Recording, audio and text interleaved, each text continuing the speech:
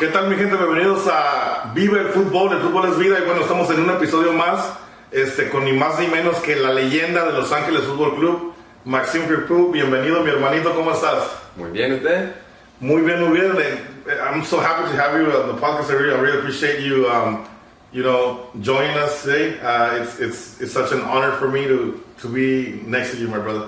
Well, I'm glad to be here. It's cool to finally get out of the football field and really get to what matters most, the person and the relationship, man. That's what it's all about. Let me tell you guys, since Max came to LAFC, he's been such a gentleman. He's always been the people's man.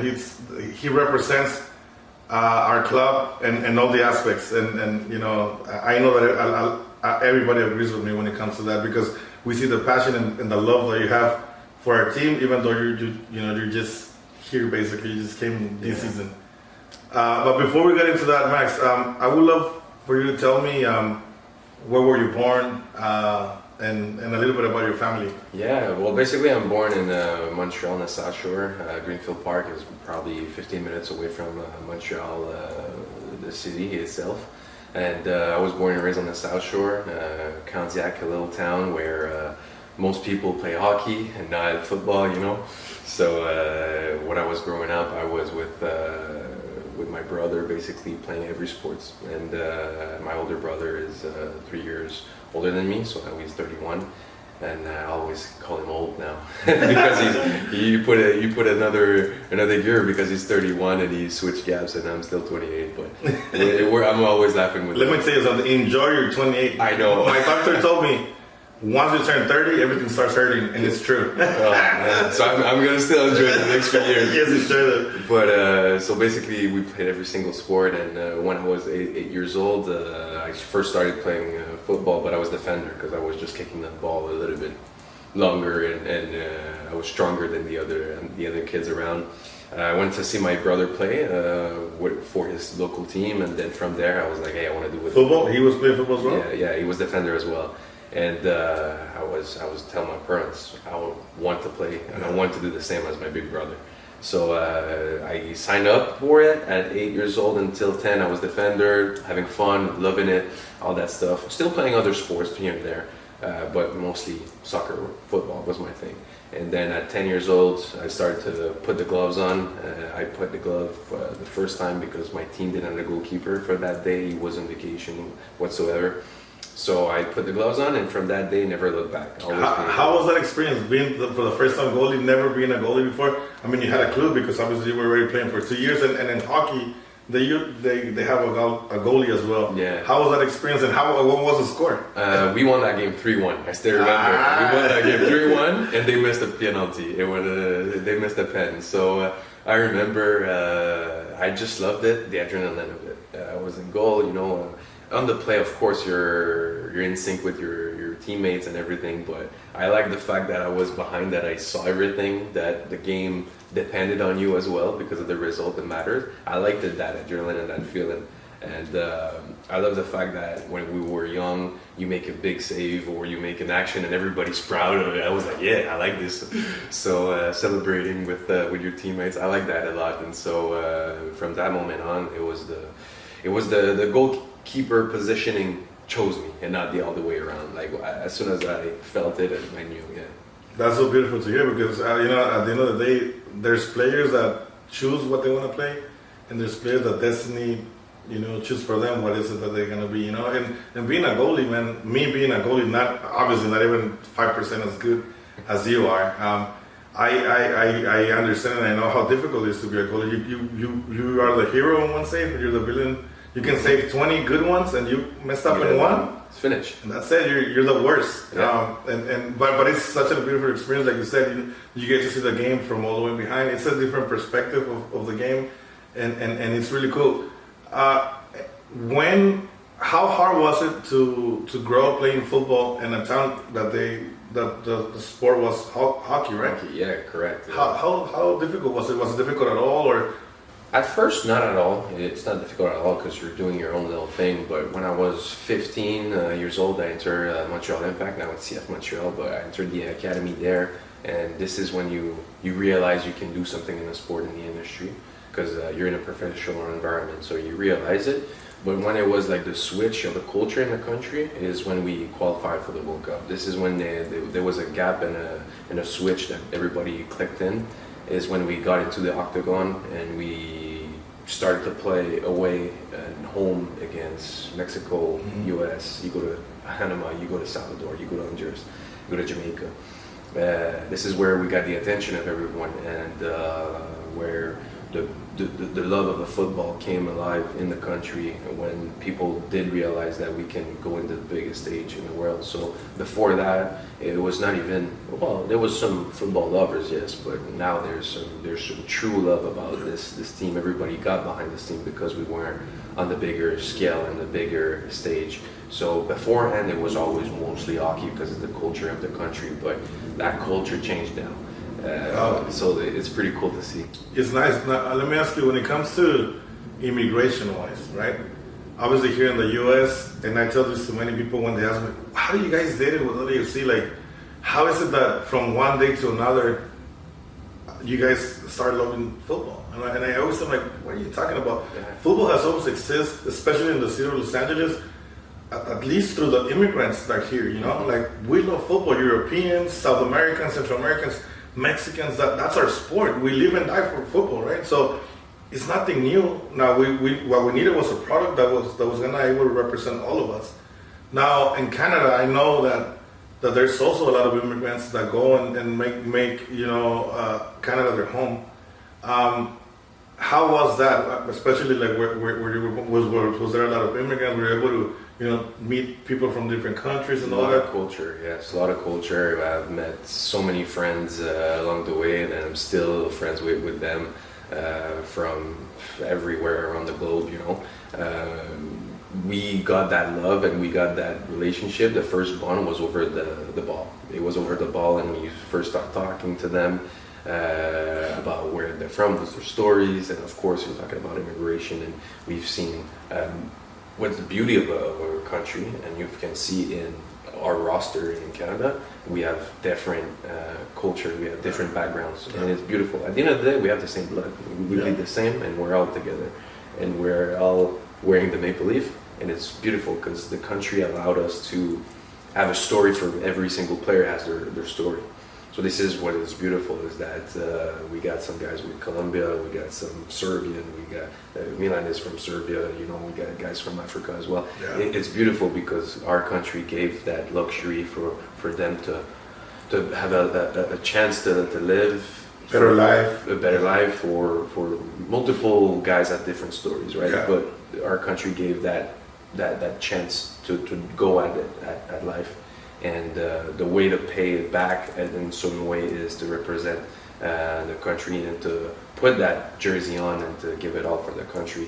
Guys like Fonzo, for example, Joe David, all these guys have the luxury of putting the jersey because it's always a luxury. But at the end of the day, they're giving it back. This is how they give it back to the country. Vive el fútbol, Fútbol es Vida es presentado por Ay Caray Sushi. Taste my sushi. I'm always happy to hear stuff like that because we even see that in different national teams like Spain, Germany, France, because most of these countries are countries made and have a lot of immigrants that go there for a better life, and their kids grow and they play for the nation that we're born in, and that's beautiful to see. When did you realize that you wanted to be a soccer player, like professional soccer player? What do you remember that moment? Was it a specific moment that you said, I think this is it? Yeah, in high school, I definitely felt that I could have pushed and I can really do it. Like I mentioned, at I was 15. I was 15, I started the academy, and from that moment it got a little bit more serious in my head because I knew I had the talent and I had the determination to go through. But I think when it really clicked for me, it was at 17 years old, where that 15 and 16 years old phase was really focused on training. I was still having fun with my teammates and my friends. But at 17, this is where it really clicked, because you're getting into the youth national team, and you're going into a first team environment. At 15 years old, what's funny about this is that Mark Dos Santos was the coach back in Montreal at that time, and Montreal was still in the USL when I was 15, but he brought me into a first team environment for the first time.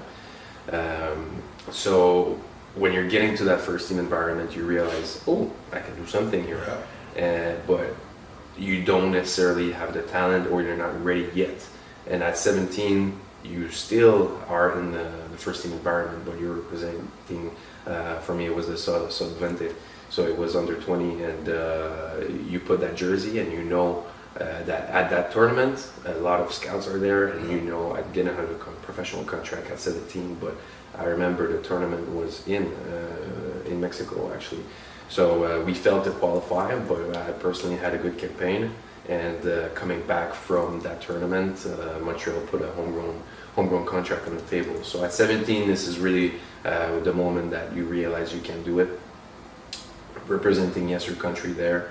And in the meantime, you're old enough to have the potential, and you can play with the men's at this age. I remember playing with the academy.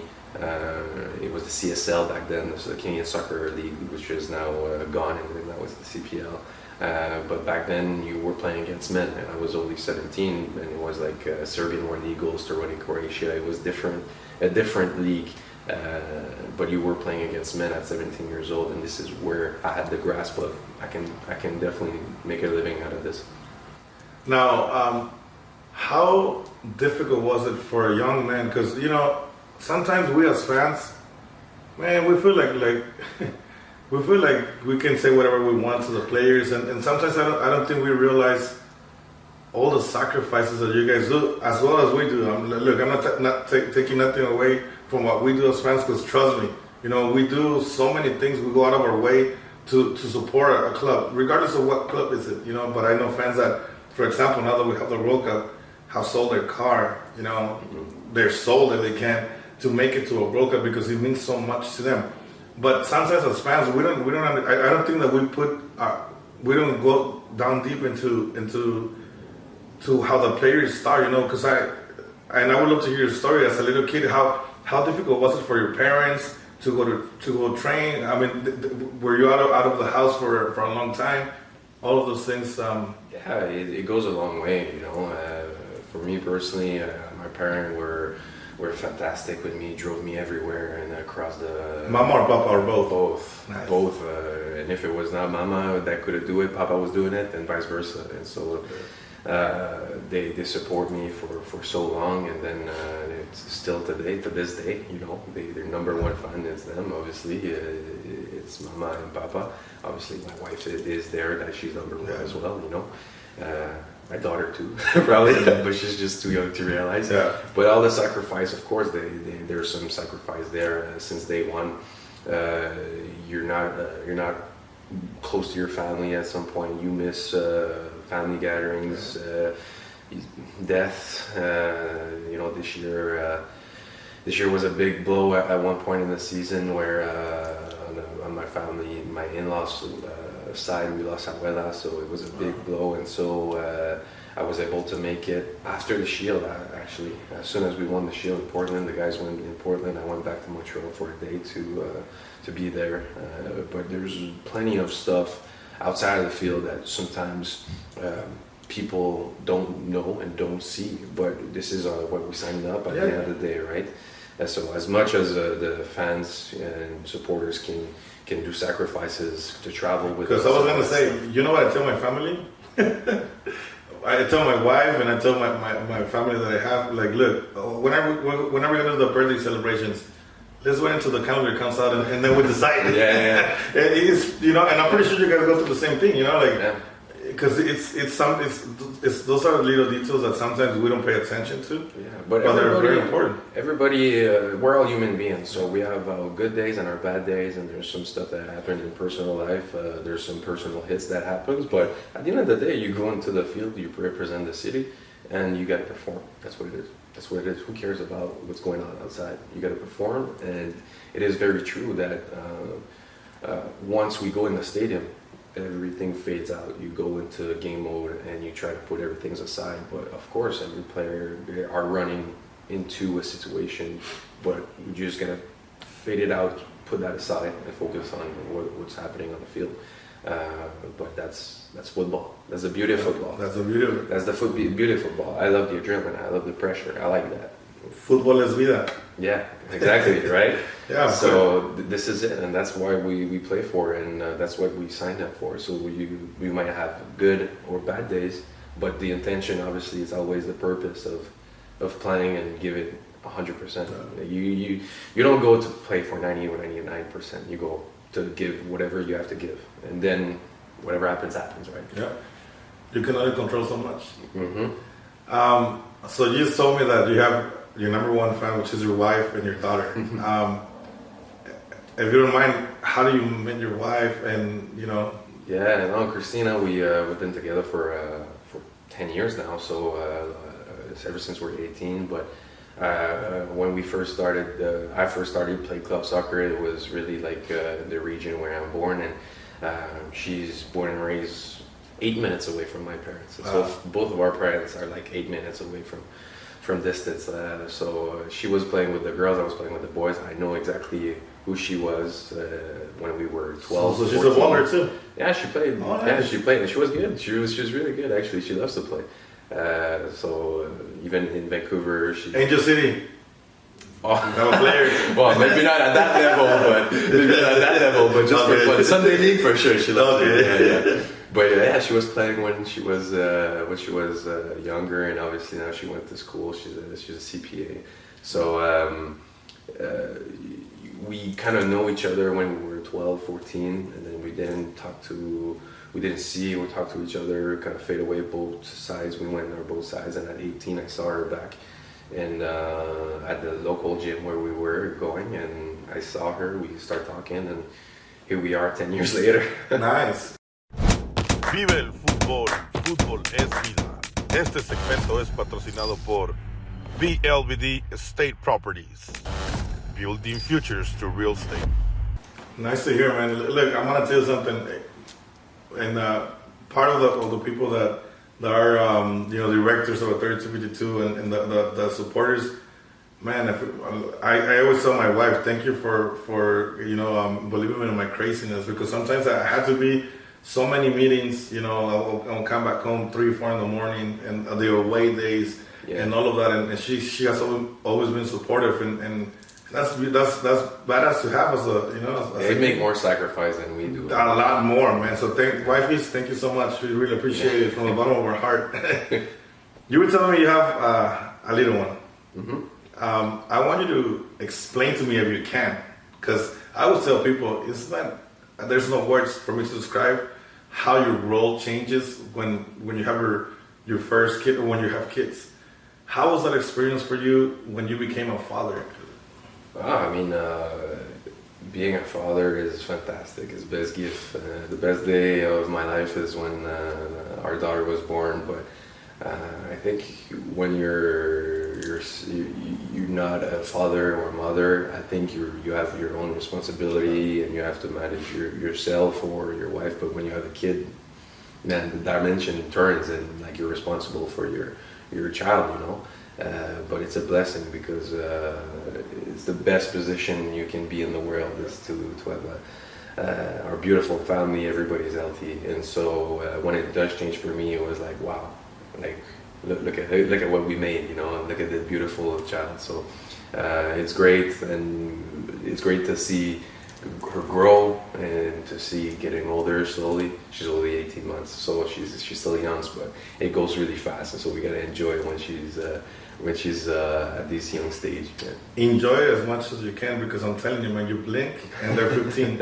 I can imagine. I can only imagine.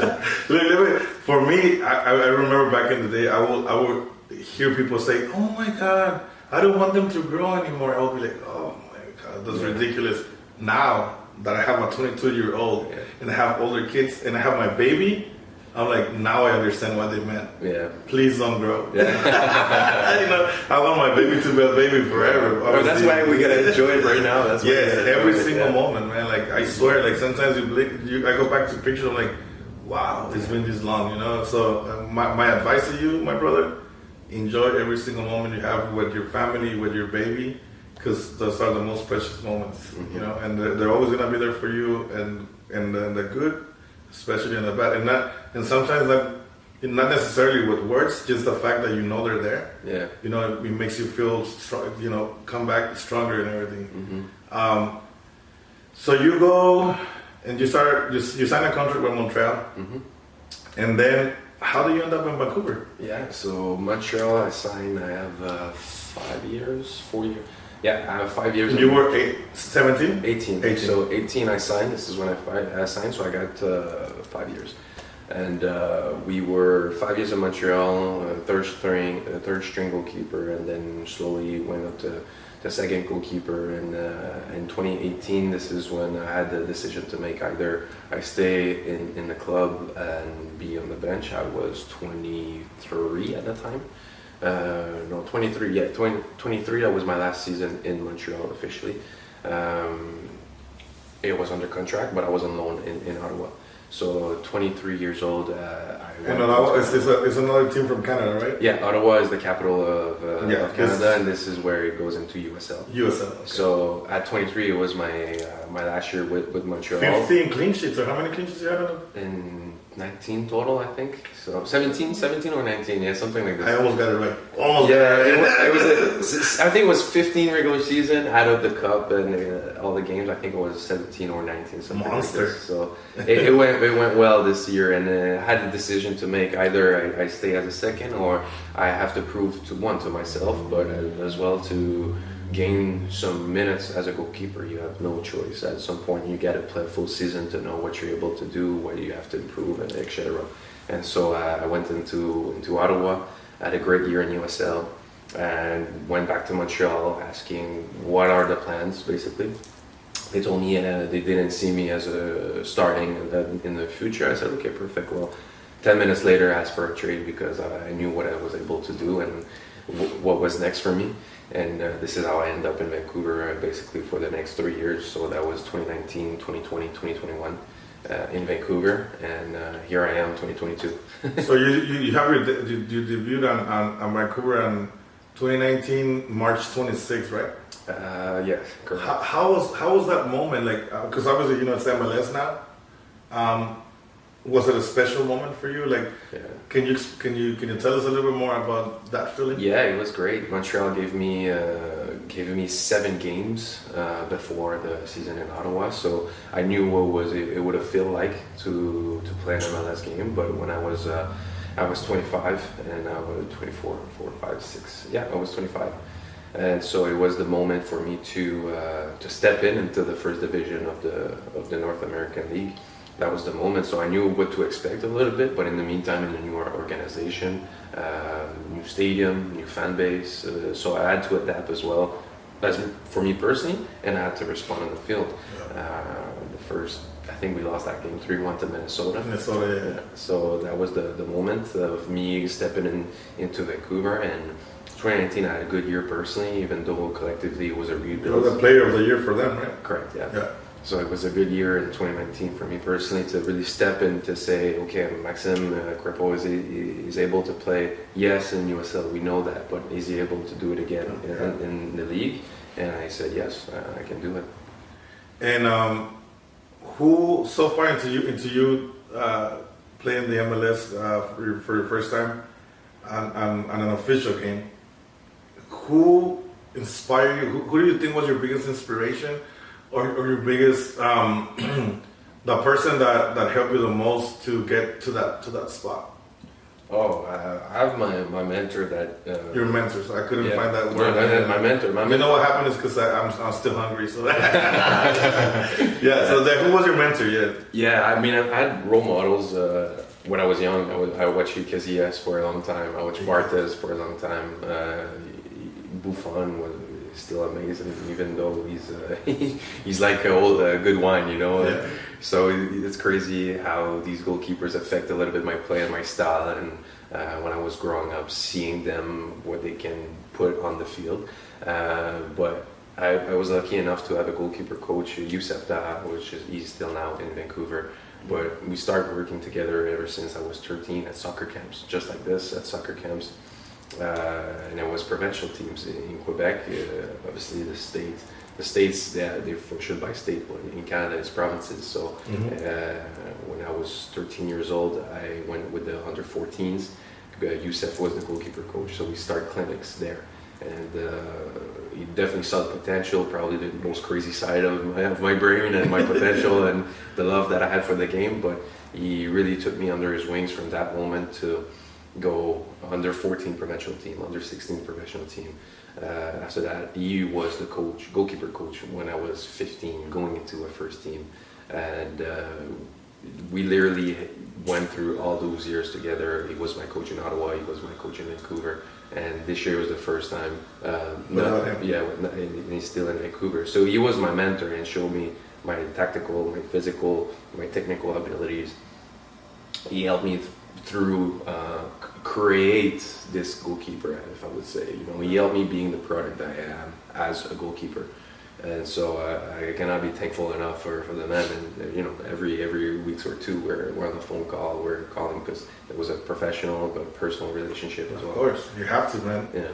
Was there some words that he told you that you remember that were like the moment that made you think, man, this guy trusts me. You know what he said. You know, I gotta do it. Oh yeah, I mean he was the one that as well pushed.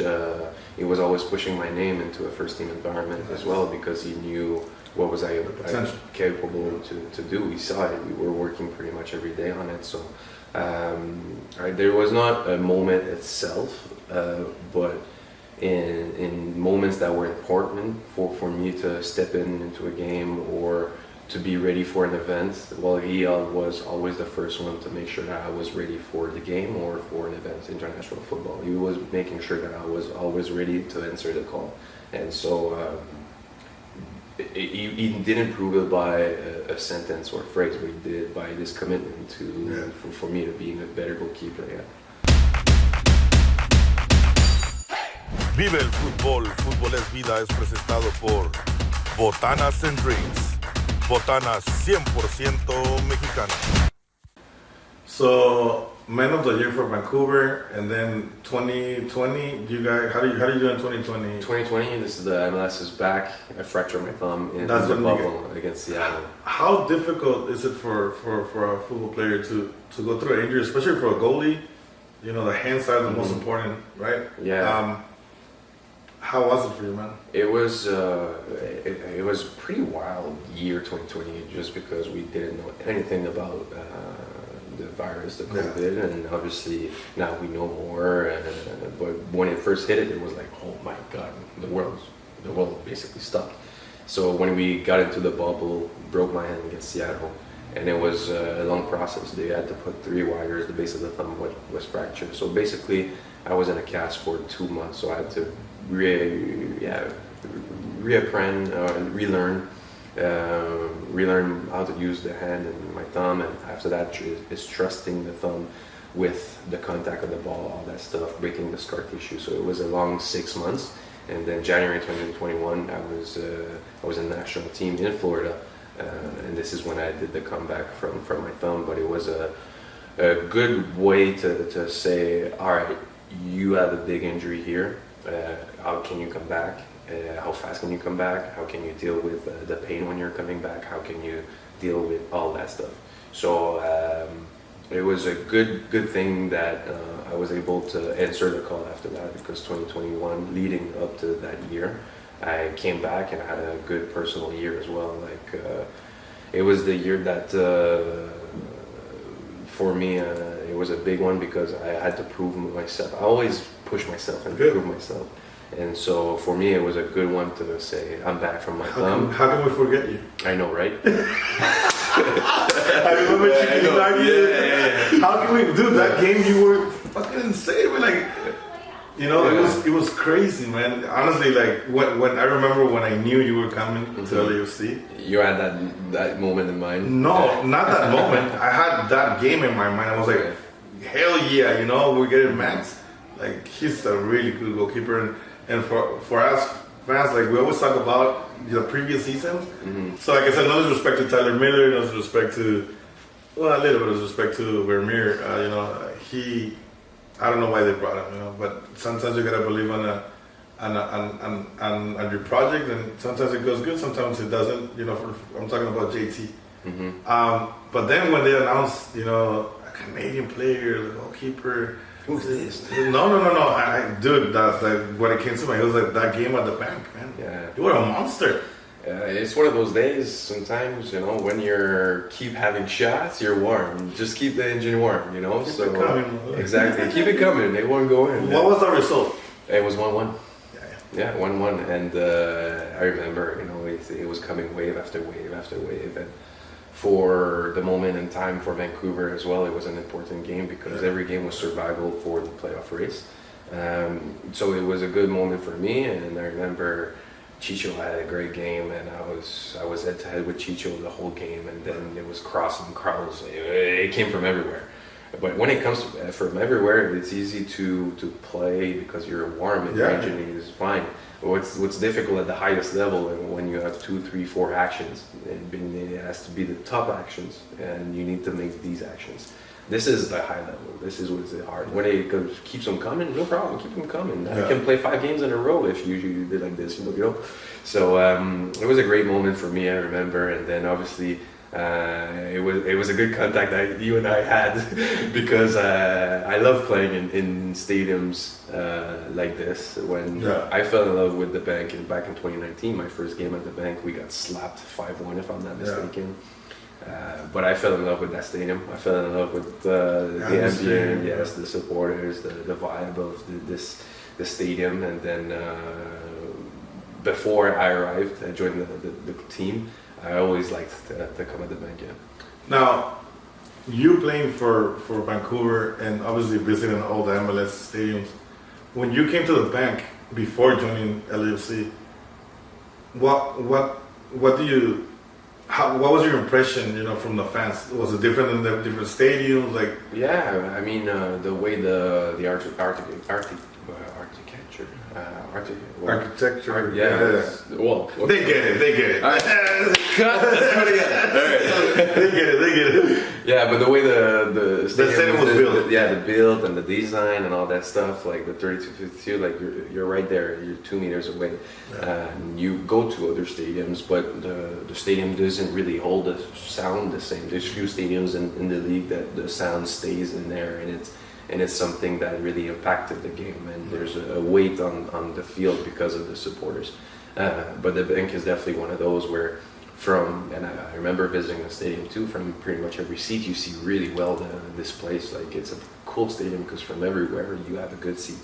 So the sound, the atmosphere, this is what it is. Like, at the end of the day, you have the adrenaline that just keeps going. You don't need any motivation going into the game, because as soon as you step into the field, because I live both, now I live on the good side of it, but now you don't need extra motivation, because as soon as you're in, boom, game on, chills, and then when you're on the other side, you want to play in these type of stadiums in your life. You want to play in those type of environments. So this is why the bank is great.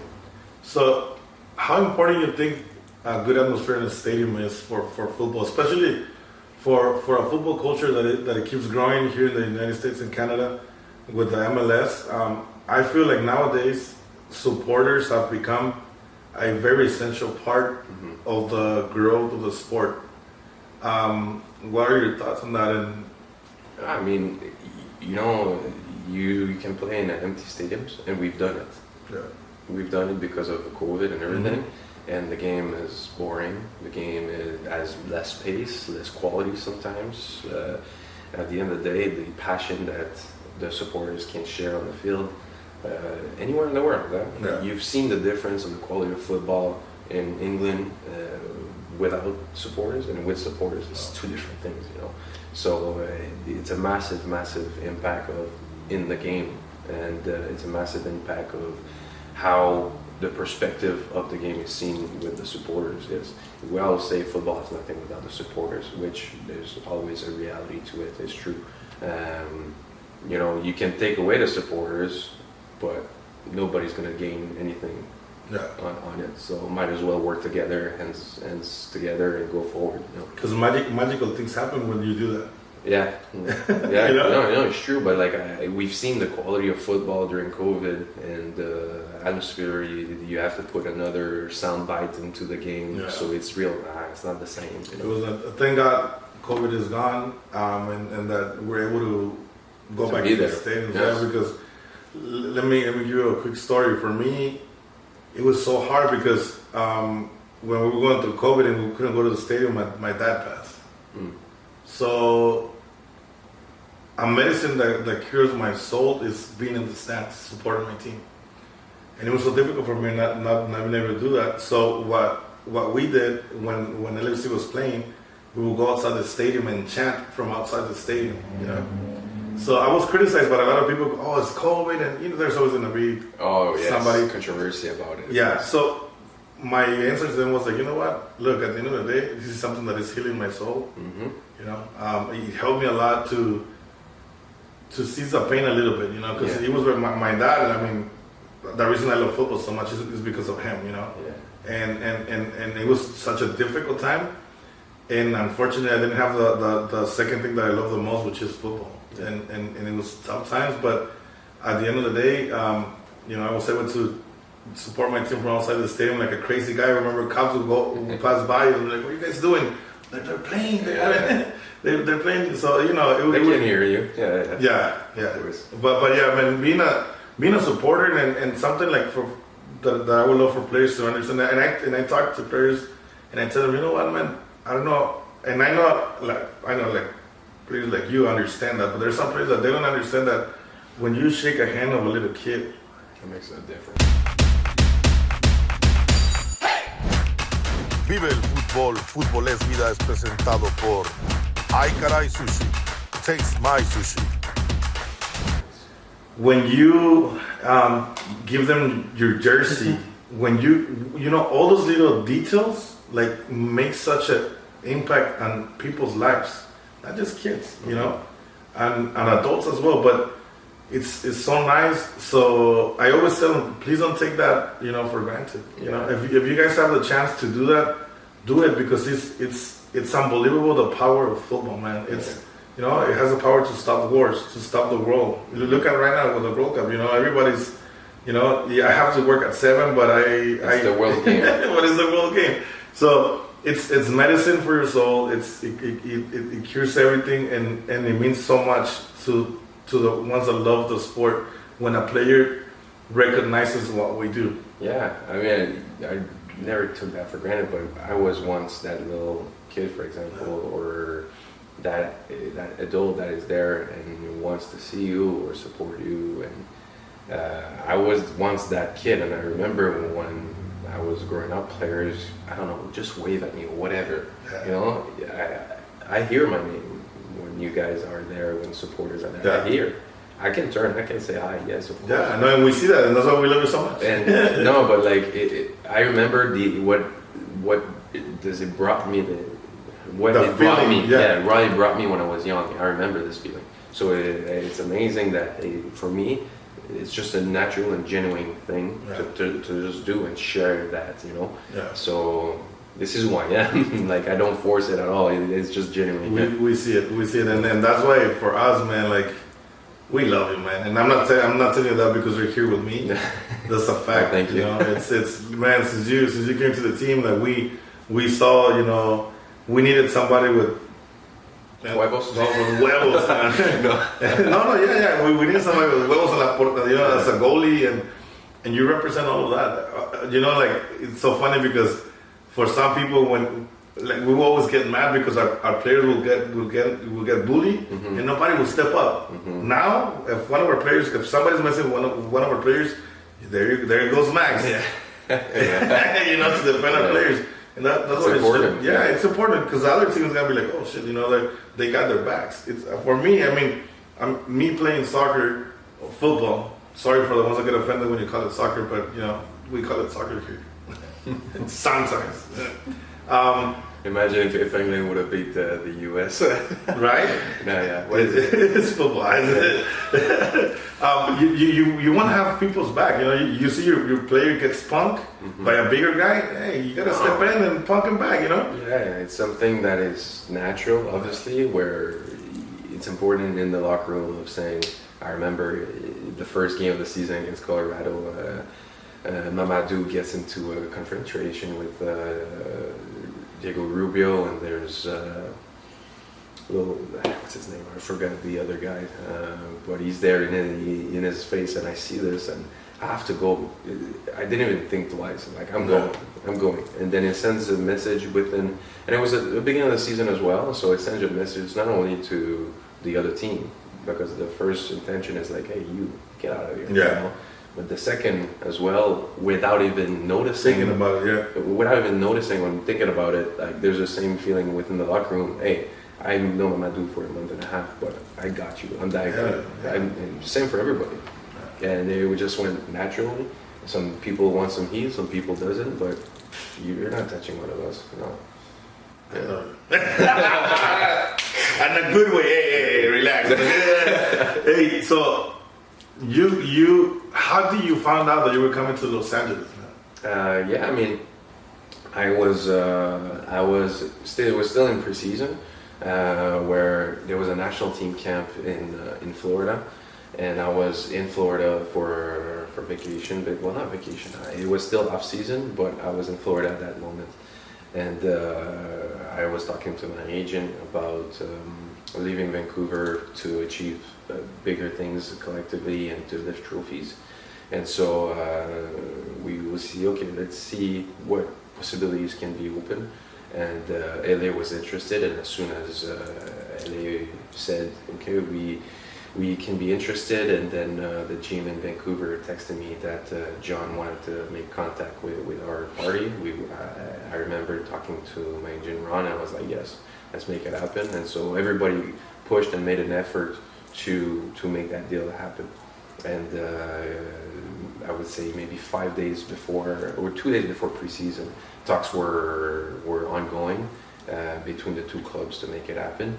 And I was 1 day before going into the national team, the deal was made, and everybody announced it, and I went straight from that moment into the national team and went to LA after that. Yeah.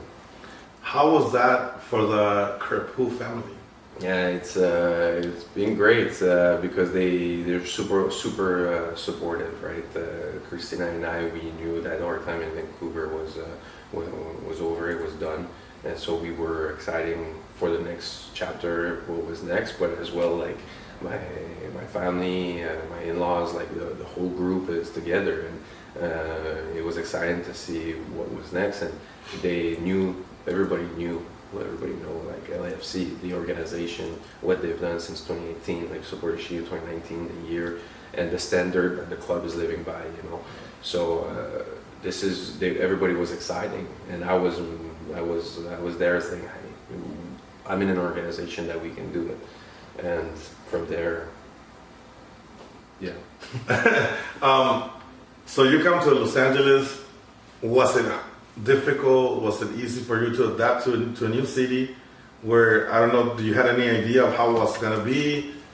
How was that for you and your wife? No, it was nice, you know, coming into LA. I've been to LA a few times before football, obviously. Christina, I've been here once, actually, yeah. So we knew a bit of the city, but not much. It's such a big land, and there's such a pocket, so many pockets into the city.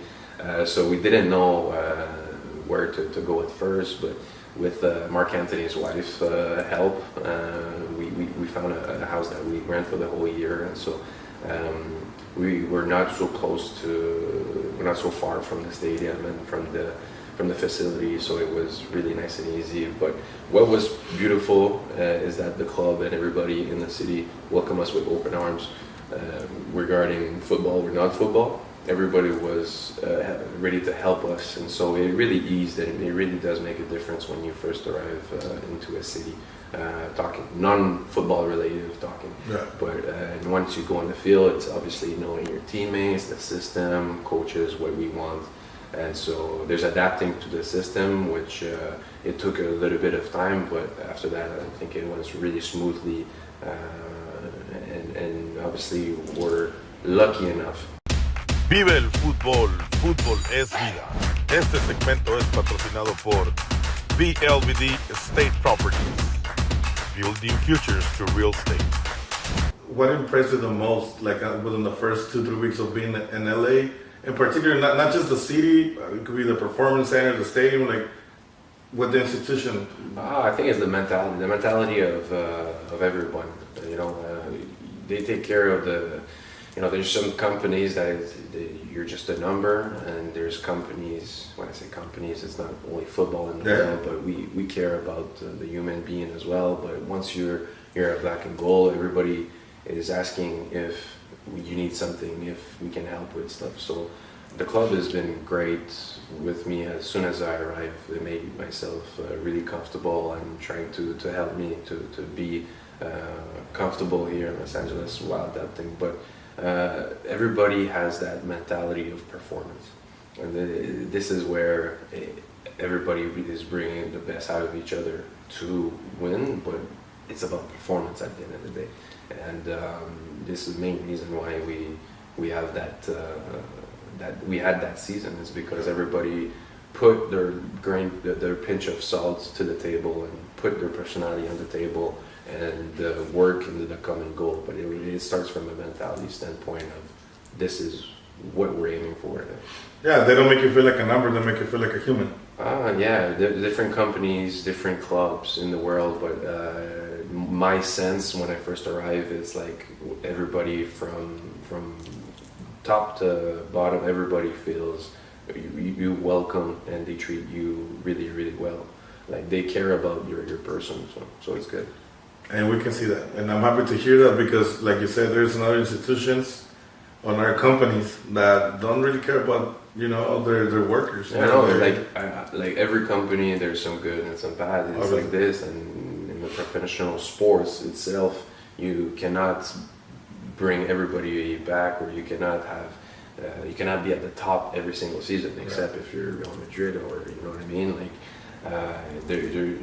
especially in MLS, there's some parity in the championship. But this is what is beautiful, is that everybody make yourself comfortable as soon as you arrive in the building, and I'm sure every new guy on the team this year felt the same. Yeah. You come to Los Angeles, obviously, you know, to a great team, because when you come in, it's not just you know, Kelly Nacosta comes, you know, Hollingshead, Escobar. I mean, we have all like basically a brand new team, with only Carlos Vela and Latif Blessing being the two guys that are the only ones that have been here since day one. Mm-hmm. Right, the rest, it's almost new guys. How do you feel, like you felt since the beginning that this was a team to win the championship, or you were still like, it's gonna take us some time? No, I think when we first started the season, the first point was to win 1 game, then 2 games, then 3 games, and then we went on a little bit of a roll with a good start, and we had that fluidity, and this is where the staff made an unbelievable job of knowing what to do with and without the ball. Everybody was on the same page, but to do that, you need the quality on the field to execute it. And so it was cool, because at the first beginning part of the season, before the window opens, basically, we knew that we had the potential to open the market of that window to be in the first of the standings, because we were rolling. And then we hear through the cracks that obviously the team wanted to be better and to add players in the summer transfer window. And now you had 2 world-class names, Garrett, Giorgio, you have Tello, you have Denny. You know, it's great to see the quality of the group going up with all these signings. And from within the group, what's amazing is that there was no ego this year. Obviously, Carlos has been there forever with Latif since day one, but we have no ego. Everybody's with the team, for the team, and that what makes it even more amazing from the inside is that it's a genuine love for your teammates, and everybody is in for the same reason, which was great. Yeah. How's Carlos Vela? He's great, man. Carlito is great. He's fantastic. You know, such a good human being. Obviously, everybody knows the football side. Yeah. You know, but the human being is great. You know, he's a great leader. He knows exactly what to do in moments. He's experienced, and so I have no negative words about Carlos. All positive in my head. He's fantastic. For me, there was two key games that made me understood that we were going to be champions. When we beat Orlando in Orlando, because they were way better than us. That's the way I saw it. And we still managed to beat them. So I was telling people, we have la suerte de campeón. Yeah. So, and then after that, we got some games that we didn't play our best football. But we managed to win. Yeah. Something we didn't have before. But the minute I knew we were going to win the MLS Cup was where we did not allow Portland to punk us in Portland, and we beat them to win the supporter shield. Yeah. That moment for me was like, this is it, man. Like our team, it's very strong mentally and physically, and when we have the best football, you know. Yeah, there's few points in the year. Like I remember this 4-2 win in Orlando, coming back from international window. I remember Kellen and I were at the night before. The team traveled and we met them. So I remember this game very well. And the moment in Portland was great because we managed to get a first goal out of there. Then they attack. We shut it down, and then boom, a header at the edge of the 6. 1-1, and it's like, we've been a little bit under pressure for a little bit of time there. It's like, are we keeping the tie or we're going for it? But it was that bold mentality, like these subs that he brings Gareth, if I'm not mistaken. Denny is still there. There's another Killen. Is it Killen? I think. I don't remember Seba Mendes came in. And the subs make a perfect impact in the game because we are a little bit more fresh when we regain the ball. It's a moment of the game that we were a little bit back and they were attacking, but as soon as we are able to keep the ball a little bit more, these players were able to put their feet down and keep us in the game at that moment. And then obviously there's the football. At the end of the day, this is the magic of football. Yeah. Then he goes into a run, amazing solo effort when it's just like game number 5 for him or something like this. Yeah, it was like game so he's going a solo effort, and then the rest is history. These little moments, they define seasons, and he had that magic in him. And obviously, this is a moment where like, all right, it's on. Yeah. Especially because Philly have lost that the night before, so the door was open for us, and we took it. It's so crazy because how destiny is, right? I mean, Philadelphia, they had the supporter shield. Honestly, we there were some games that our team fell back, which I think was good because it was right before playoffs. Yeah, we had that low time. That low time that gave them the opportunity to win to secure the supporter shield, but they also had the same problem. Yeah. And you know, we win it from them, and then in the final, which we're gonna talk about right now in a little bit, it was the same thing. But going back to the game in Portland, every single game that we had in Portland, at least that's the way I feel, and I know a lot of the fans feel the same way. Like Portland will always punk us on the field. They will get Vela and they will kick the shit out of Vela every single time. You know, like they will just punk everybody. And like I said, at the game that we won in Portland, man, it was the other way around. Yeah. You know, we didn't. The Chara brothers were like, what's going on with these guys? You know, like. But that was a moment for me that I knew we were gonna be champions. Obviously, anything can happen because it's football. You know. And then we have that beautiful revancha with Carson. How and I know it's been one season for you, but I'm pretty sure you understand how important for us. How important was that game for you guys as players? You know, to have that opportunity of showing the city who owns the city. Yeah, first there's the history within the two clubs, the history of the games when we went there and when they came here.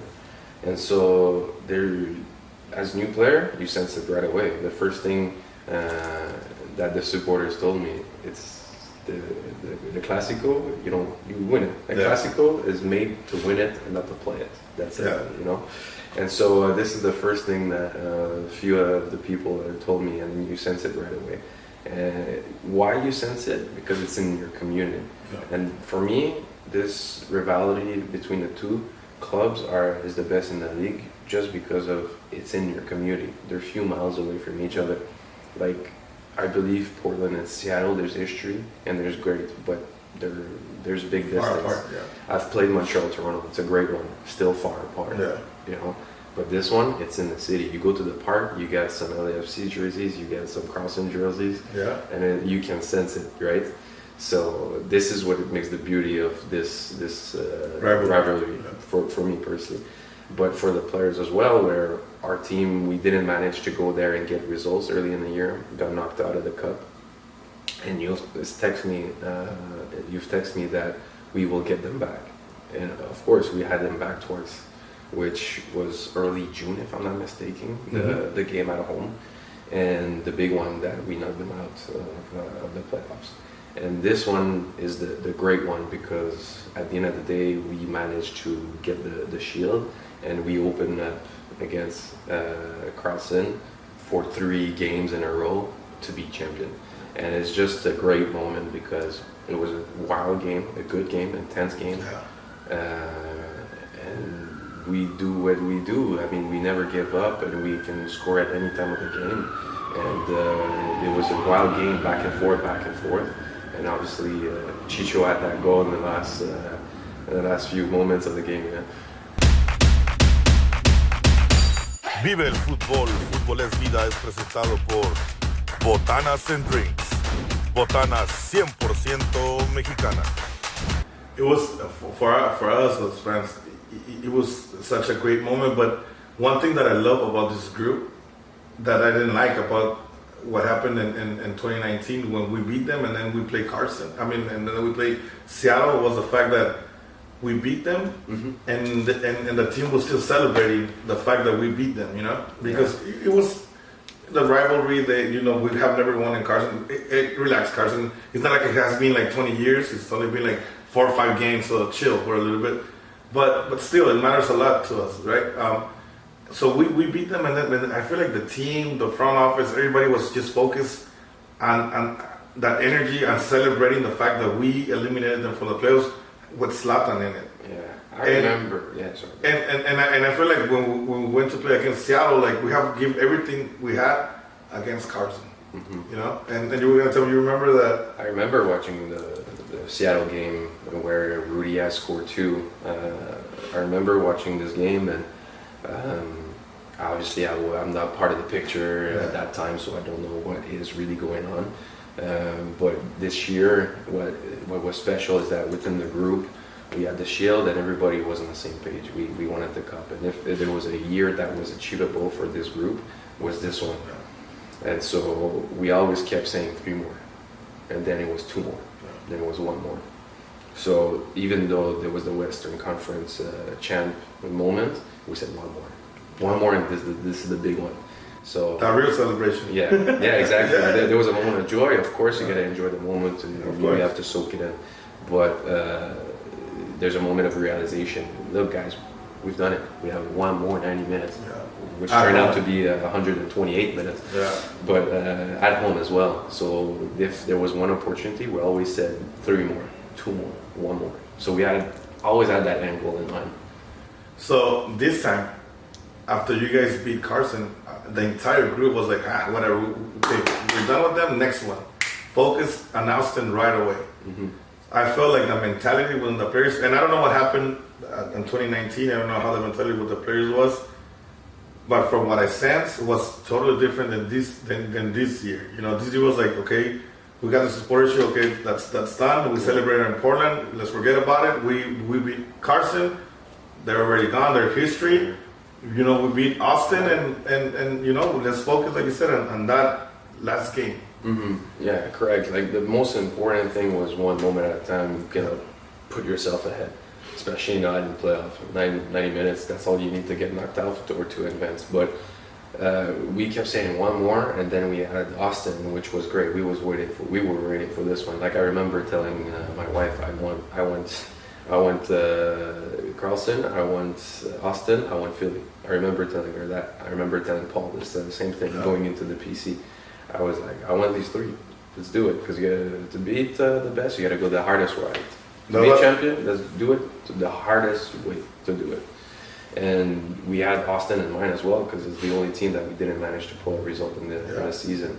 Which the first game in May was a tight contest that it's football, flip the coins. It's one of those. And then the second game we didn't show up at their house, and so we got beat because of collective and individual performances. Yeah. So it happens. It's football, but it was one of those this year that we get the plastic bag, put it away, and move on. But we were waiting for it because we knew it was coming, and everybody showed up, and it was probably the best game of the season, best game of the year for this group was the Austin game at home in the final of the conference. And after that, this is it. One more game, put it all on the table, forget about the 36, 7, 8 games before, one more game. Yeah. For me, by the way, what wasn't the line on the Austin game was my beer and my mustache, because there's a podcast that says "Otra por favor," and so we did a podcast together, and they told me that because I told them, look, we're gonna play the conference final. I know that for a fact. Mm-hmm. And you want to bet something, and the guy has full beer and mustache. Like, beer and mustache. All right, let's do it. This is it. So for me, look, I mean, it grows in 3 days, right? Yeah. But still, it wasn't the line. I honestly didn't care about that, but yeah. So we go to the day that we've been all waiting for, right? The MLS Cup in Los Angeles. And before I ask you questions, I want to tell you a little bit of backstory and what happened for us as fans. Unfortunately, it was a game where USC was playing, where we didn't have the chance to do tailgate, where we usually do, where there was no parking, where there's so many things that were kind of against our natural habitat of what we do on a daily basis. But it was also, again, when I said it's destiny, okay? I remember the first game that we played at the bank. We did a march to the match, and it was beautiful. It was insane. It was crazy, and we stopped doing it for whatever reason. We stopped doing it. We didn't do it anymore. But because of all the circumstances, we had to do it again. Yeah. And what better way of doing it on an MLS Cup, And in those moments, you don't think about it. I think that's the last thing at least me, that's the last thing I worry about. Yeah, that's the last thing crossing your mind. Yeah, you don't realize it, right? You just go with it. Boom, boom, let's do it. Let's get together. I remember we got together in a park, like by the museum. Yeah. Get everyone together at fucking 7:30 in the morning. By 9 we were marching already to the stadium. But it was such a beautiful moment. It was for us, for me, it was such an amazing moment to live that again. We're marching to the stadium, It's an MLS Cup, the moment that we were all waiting for. It's 8 years of hard work are put in one game, and that sometimes that's kind of sad because at the end of the day, football's like that. Football, you can have a great game, 20 shots on goal, and they only have one, and they score, and you lose the game. Yeah, right. It's a moment. It's all about moments. So 8 years in the works to have that special moment, and then we go on and start playing the game. For you, for Max, how was it to be in your first MLS Cup game? Yeah, it was a big week leading on to the game because obviously you got media day, and you want to fade everything out, but you want to do it as a normal week. But in reality, it's not a normal week. There's so much going on, and there's a massive build-up.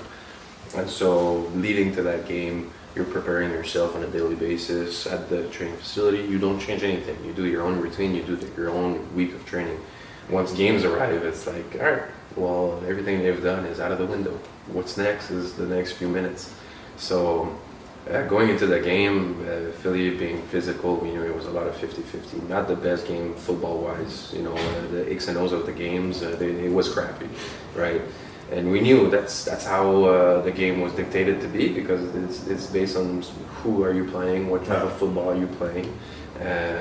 But we're able to score the first, and then they come back out of a shot from almost midfield that turned out of a pass. You know, it happened, and then after that, we tied it 2-1, and we're like, all right, guys, 4 more minutes, and then the next freaking set play, open header, which, okay, it happened, but this is how it is, and then it goes to extra time. Obviously, we know the script. Yeah. We know the script, and I broke my leg. We go down, and this is where it's absolutely phenomenal, where we go down, MLS Cup final, a few more minutes to go, 8 more minutes of added time, and who's stepping up to the plate?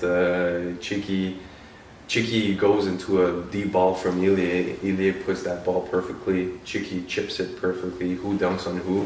It's beautiful. You know, Garrett. Let me tell you, for me, man, from a fan perspective, right? We go up 1-0. I knew it was like, no, this is good, but no, it's still a lot of work to do. Then they tied the game, like you said, in a lucky goal. Mm-hmm. You know? And then when Murillo scored the goal, like I think it was like the 84th minute. 84th, yeah. I swear that when he scored the goal, I still didn't feel it like that was it. And right after that, I see the foul outside the box. I'm like, oh shit, fuck, they're gonna score. They're gonna score. Yeah. You know, and they did exactly that. You know, we go to overtime, and you see all the fans. Obviously, we're all nervous because we want it so much. Everybody's excited. Everybody wants to watch the game and wants to chant at the same time. But being a supporter, being on the north end, it's hard to watch the game. For me in the Capo stand, and for most of the people, because you always have flags on your way, you know. Yeah. And what is that? So much things going on.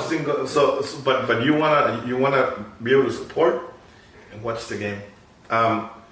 We go to overtime, and then I see this ball coming. Easy ball that turns into a nightmare. You know? I see a brother go down with a broken leg. You know? And in my head, and again, I don't need to, not because you're here, my man, but in my head, more than the game, more than the result, it's the fact that a person that I admire a lot, it's injured. And it's a broken leg, and he gave his fucking life for my team. That to me meant so much, to the point that I was in tears, you know, because it meant I knew the fact that you were gonna miss the World Cup. Me as a player, just as an amateur player, just the fact of thinking about one day being in a World Cup as a fan. You know, it's a dream. Yeah, of course, it's. So for you as a player to see you go down like that, man, it was so painful, man. It was so painful, but there was something that you did that helped me, kept everyone alive, and we were down 3-2. Yeah. When you set up and you said, "Come on," I was like, "What the fuck?" Yeah. You know? Yeah. And I told everybody when we were down 3-2, I told them, no. Hey, come on, it's not over. If Max had the balls to have a broken leg and sit up and say, "Let's go," dude, we cannot do less than that. Yeah, we cannot lose faith in this one. Yeah, you know. So it was a sad moment, but then you get John McCarty who comes in. What a story, huh?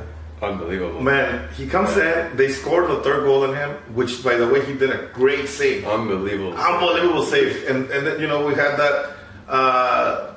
Unfortunately, we didn't react. Anyway, we go down 3-2. The game is almost over. By the way, for the people that left the stadium, I'm glad they didn't let you in. Because there was people that walked out. Yeah. Yeah, you know? Hopefully they watch on the big screen in front of the stadium. Yes, they did. Trust me. I heard so many stories about it. That's what I'm saying. But for you guys, like, shame on you. I'm glad they didn't let you in. Sorry to be this on, but you don't walk away on your team. Even if you lose the game, like, you gotta be there for your boys, man. Like, they give it all on the field. Anyway, Garrett Bell comes in, and a lot of people were not happy with that because Garrett Bell, he was being injured, he didn't play so much. But in my head, I was like, "Fool, it's Garrett Bell." Man, yeah, this Gareth is a player that is born for those moments. Yes, and when they scored the 3-2 on us, you see Garrett Bell talking to Wanda, saying like, "Hey, relax." Experience. Yeah, of course. Vive el fútbol, Fútbol es Vida es presentado por Ay Caray Sushi. Taste my sushi. The band goes insane. One thing in particular that happened to me when we were down 3-2, I look in the stands and I see my kids crying. That made me happy. And people were like, why would it make you happy? It made me happy because they love what I love. Because they love the club that I love, and all these years of them growing up with the football culture is now forever in their system, Yeah. And then when we score the third goal, I look at them and I say, "I told you guys, it's not over," and then we cry of joy, right? It's not over yet. We go to penalties. When we go to penalties, McCarty, it was like right by the Capo stand, and I had the megaphone, and I told him, "Hey man, this is not a fucking coincidence. This is destiny, man. You're gonna give us the cup. Make this shit happen," And one of my guys was like, "Hey, leave him alone, man. Let him focus." He's in his zone. Yeah. Leave him alone. But I had to say it because I swear I felt it. I believe in it. Yeah. It's not something that I'm making up. I talk a lot about the gods of football. I believe in that a lot. Whether they exist or not, I don't know. Yeah. But I believe in them. Understand. That day, the guys of football were there. Yeah. And then so I told that to McCarty, and then it's funny because when they missed the first, Theo misses the first penalty kick, I didn't feel bad. I knew. Because I've seen McCarty before in penalties, and he was good. It's Club America, yeah. And then I see Philadelphia taking the first penalty kick, and something magically happens that he misses the penalty. And for me, it's not something magically happening. It's Mauricio doing his job for us. Yeah. He was out there dancing. That's hell yeah, And then he stops the next two penalty kicks. Ilie, to me, he's like the second captain of the team. Ilie and Bella, any of them could be the captain, and I wouldn't have a problem with that.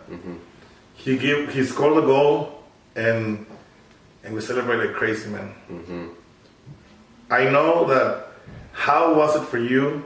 First of all, like when you see the ball coming from Murillo, can you talk to me a little bit about the moment? Yeah, I mean, there's no second thoughts in my mind. To be fair, as soon as the ball comes, I'm like, all right, I'm getting to this ball. There's no problem. And then I see the ball slow down. I'm like, ooh, it's gonna be tight. And then from this moment, it's too late. My decision was as soon as the ball goes out of his feet, I know my decision. I'm going, and then the ball slows down, and this is where I'm like, oof. It might be contact there, but you don't think about it, and I cannot stop because I'm in the middle. So Corey Berg gets there first, and I'm going. As he touched the ball, my leg goes. I'm already gone, and obviously we go shin to shin. I take the worst out of the play, but once you're on the field and you're playing, I go. This is how I go. I go 110%, no regrets, and I just go with my heart, and I didn't even think it twice. Like, I saw that ball, I thought I was okay to go, like I would have won this challenge. I did not, I came second. So I took the worst out of the hit, took the red card. It's a deserved red card, it is what it is, football. But once I get up, I see my leg, I'm like, all right. For 4 or 5 seconds, there's no pain, there's nothing happening. I just like, all right, this is it. I look at Ilie. This is the first player that I see. I see Ilie. Ilie looks at me, and I go out to the bench. I'm like, all right, come in right now because this thing's broken. And then pain arrives right at this very moment. Pain is arriving, and then the adrenaline, the emotions. I go on the stretcher, and and I see Moody coming in. Moody comes to see me, and I'm like, hey, brother, let's fucking do it, man. Because at first he felt a bit sad and a bit bad because of the back pass, but who cares? It's football. Yeah. And I told him, yo, you have a few minutes, we're gonna win this. And I told him this, I remember like yesterday, you're the best, you're gonna fucking win it. And then I turn around, I look at Ilie, we have a few minutes, we can do it. You have two choices in your hand. You have either you go out in pain and the atmosphere is a little bit down. Everybody's a little bit shook up by what happened, and without even thinking, I told Seb, I told Gareth, I told all the guys, let's go, let's do it. And then obviously there was like the atmosphere in the stadium as well, so it was important for me to just put a thumbs up and to say, guys, we can do it. And then obviously, as I go on the card and I'm going out, I don't remember feeling pain. I was just an adrenaline saying, let's fucking go. I'm gonna swear, I don't care. But this is where it is happening. This is our game. Like, we've worked so hard the whole year. This is happening. Don't let this moment get away the end goal here, because an injury of this nature, it can affect people in the short term. Like right away, it's like, oof, we can shook up people. Yeah. But not even without thinking, it was not a choice for me. It was to get my guys on the right term and obviously say hi to everybody, saying, all right, I'm good. And then in the tunnel, whew, emotions are coming. Emotions and pain are coming, because I was fine until I'm in the field. Then in the tunnel, I go into the ambulance. My wife Christina's with me. One of our therapists is with us, and the two paramedic from the ambulance. And this is where pain arrives, and I'm like, holy smoke! Give me some stuff. Like, drop me up. Legit. I cannot say it, but give me some good stuff. Give me some good stuff, because this thing is really, really painful at the moment. And then I didn't have my phone. It was a chaotic moment. There was at this very moment, I remember my family was there. Paul was there. A few people from the team, the docs, were there. But there's a moment of realization in my face that my leg is broken, my World Cup is gone, emotions. I start crying, obviously. And then I go into the ambulance. We're on the way to the hospital, trying to get every feed possible. I didn't have my phone. I had my wife's phone and Pablo's phone, and we were trying to get a feed. Not possible for XY reason. That's why I'm like, damn, how am I watching? What's going on? Yeah, so how am I watching this penalty session going on? Right before we left the stadium, Garrett's equalizer. I thought it was 3-2, so I was freaking happy. But then Pablo said, no, it's 3-3. I'm like, what? We're actually down. Yeah. I was like, what, really? So anyway, goes to PK, big celebration. I hear the roar, it's fantastic. And I'm like, oh shit, what's going on? And then on the way to the hospital, I was kept refreshing the page, pens, what is going on, and then I see 0-0 missed, and then scored. And then it takes a little bit of time for the internet to fresh it up, and like I was like, oh my god, this is crazy. And as I arrived to refresh once again, my father calls us and is like, we're champions. So at this moment, joy, happiness. 5 minutes later, tears. You know, and then that was it pretty much. After that, I went into surgery Sunday morning. Everything went really well. I was able to be on FaceTime with the guys after the game, but as well as the Sunday and the celebration day. Do you remember? It was a pretty big day, yeah. Do you remember actually being on a FaceTime call with Paul? Yes, on the field. During the celebration? Yeah, I remember. I remember the next day when I woke up from surgery, there's bits and pieces, obviously, because I was still under anesthesia and everything. So, but the Saturday, I remember everything. The Sunday, when I'm still in the hospital, I just woke up. Obviously, I was still under anesthesia. But for the parade, I was on FaceTime. I remember everything. Yeah. Man, it's I still get chills, you know, just remembering everything, like the ups and downs of the final. But most of it, my brother, I want to thank you for not for injuring yourself for my team, but for literally giving everything you have as a professional for the club that I love the most. Yeah. Since day one, since you came to our club and you show us what a professional, you know, not just a professional soccer player, but also such a great human being, because you talked to us, you opened your arms to us as well. As a family, you understood that we're family here in LAFC, and that meant that comes in handy. You know, it comes a long way. And I know that the LAFC family agree with me that you are a hero to us.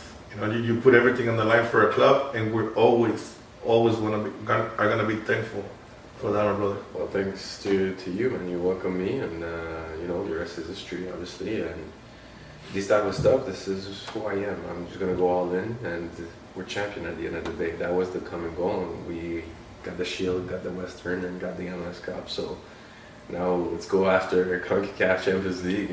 That's what it is. That's what it is for this group. We need to go and compete. It's gonna be hard. Compete again. And Champions League doesn't come all the time, so it's going to be important for our group to see the moment. You think football is life? Yes, football is vida. And football is So just like our captain said, man, I wanna give this shirt to you. Carlitos, como dijiste, aquí está el pinche trofeo. Yeah, that was amazing. I like the mic drop too. Yes, let's celebrate. Yeah, of course. That's a great. Thank you very much. Thank you, my brother. Thank you so much for being here with us. Of course. Thank you for being family, man. And I know you're gonna come back stronger than ever, man. Oh yeah. And I know you're gonna give us more championships. Yes. And I also know that you're gonna have another opportunity to play a World Cup for Canada, man. Yeah. And you're gonna be the starter. The better is yet to come, and definitely this is just another little hurdle. We'll be back stronger. Let's do it, my brother. Esto fue Vive el fútbol es vida. Por favor, compartan, denle like, inviten a la gente a lo que lo vea. Y pues la verdad, muchísimas gracias. Nos vemos. Thank you so much, man. Of course. I hope you liked it. That was good. That was great. Yeah. Yeah. This is a nice one.